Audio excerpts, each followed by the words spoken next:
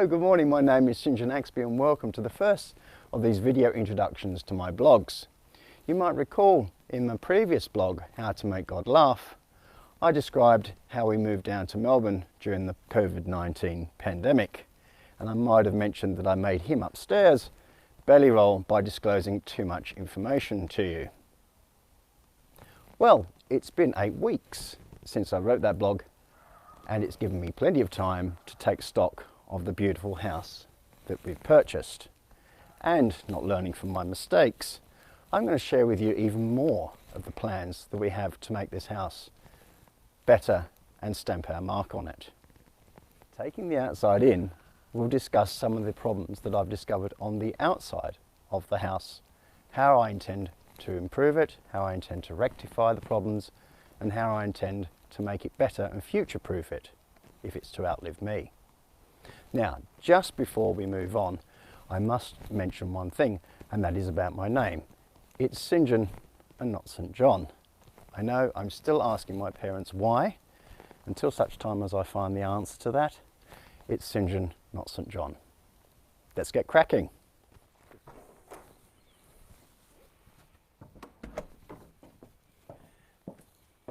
So I was rather hoping to use this cabin as my study and my studio. But I've just discovered not only is it too small, too cold, too damp, and completely full of spiders, it's also, if you'll look, leaning over, which means there are problems with the foundations, and that is going to be expensive. The alternative is I could just knock it down.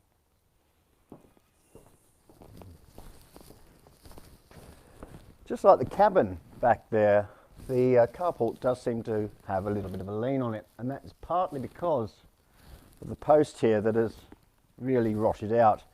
To fix the problem, what's happened is they've fixed another post to it, and that's also rotted out.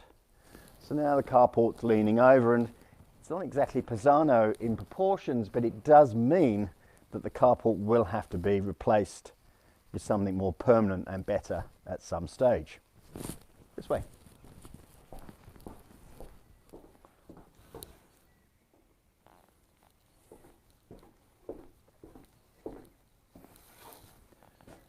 Now, I was misguided in the belief that there were several doors in this house.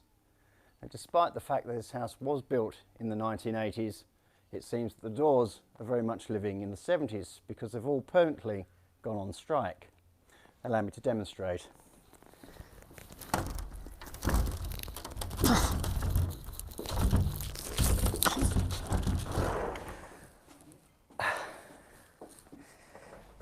Okay, puss. Yeah, you'll get your head cut off. Right. Oh. I'll fix that. Part of the problem with this house is its cladding. Whilst most of it is in generally good condition, it will require periodic painting and repair if I want to keep the water out. I'm not suggesting for a moment that there's issues with damp, but the other day I discovered mushrooms growing from the barge boards. There's something else I need to show you as well, just here.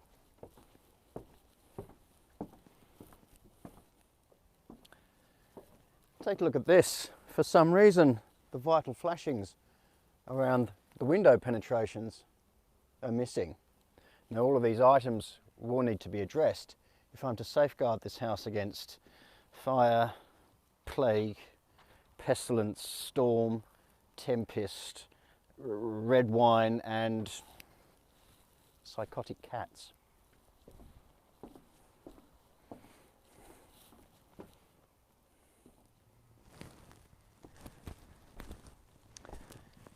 I may have mentioned in a previous blog that my partner had started a deforestation program on the garden. Now, I wasn't too concerned about this until the other day I purchased a chainsaw. Now I'm in fear of all the local bird life. Joking aside, he has done a tremendous job at clearing this overgrown garden. Take a look at this beautiful rocked wall, for instance. This was underneath a whole load of overgrown shrubbery. It does, however, point out, Jesus Christ, I nearly slipped over. That's got to go. it points out a problem in that the house is up there and the garden is down here.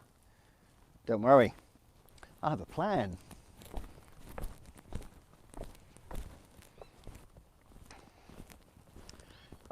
Let's marvel at the magnificence of this architectural masterpiece. I'm no pyromaniac, but I'd gladly see it burn. Has anyone got a match? Ooh, ooh.